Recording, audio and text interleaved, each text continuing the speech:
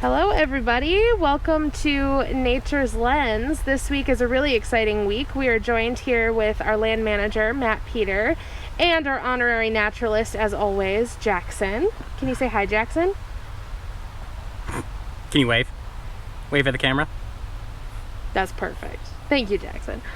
So we are out here on our family discovery trail right now, and Matt is going to tell us why and tell us something super awesome about what was found out here on the family discovery trail. Yeah, last week we had a very exciting discovery.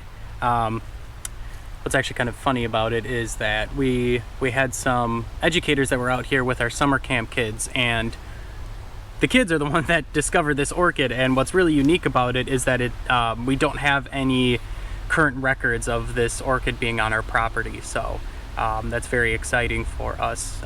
I know that Roy Lucas, he had records of it from back in the 70s and 80s, but we haven't seen it in quite a while. So again, a new record of this orchid. This is a type of coral root. It's called the spotted coral root. So we've got quite a few different other species of coral roots on the property. This is one that grows sort of in the middle of summer, which is what I'm sure caught the eye of the kids and the educators. But it's a really interesting. The coral roots are an interesting group of orchids. They're referred to as sort of subterranean. As you can see, there's no green coloration, which means it doesn't produce chlorophyll, which means it has to produce its nutrients some other way. So it actually actively digests fungus in the soil, and I guess technically parasitizes the orchid or the fungus in the soil. So they refer to them as subterranean because they do most of their growing underground, and every now and then they'll send up a flowering shoot. And especially with these spotted coral roots, it's it's not inconsistent. We just don't necessarily know what those environmental triggers are that makes the plant put up a flowering stalk. So this was again the first time that we've had an official record of it in a couple of decades. And we're pretty excited about it. So it brings our official count of native orchids with modern records up to 27 of the 45 or so that are in the state. So this entire thing is the flowering stalk. The coral roots don't put out leaves because, again, the purpose of leaves typically are just to photosynthesize, and since this orchid doesn't do that, the only above ground growth you're going to see is the flowering stalk.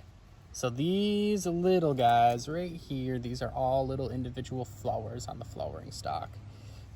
What you're going to see more so than anything is this really showy lip down at the bottom, and that's very typical for orchids. They have a highly modified bottom petal, which turns into a lip, and more so than anything just attracts pollinators.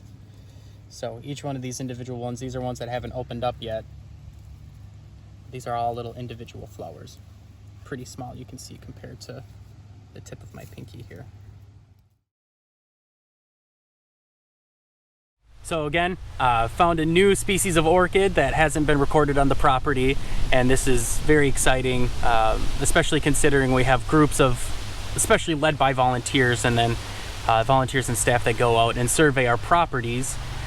Is to find all the orchid populations that we have out there, so that we know where the different species are and how those populations are doing. So huge thank you to our orchid trekkers, staff and volunteers, and this is very exciting. This is exactly why we do that orchid trekking, that orchid surveying, is to find things like this.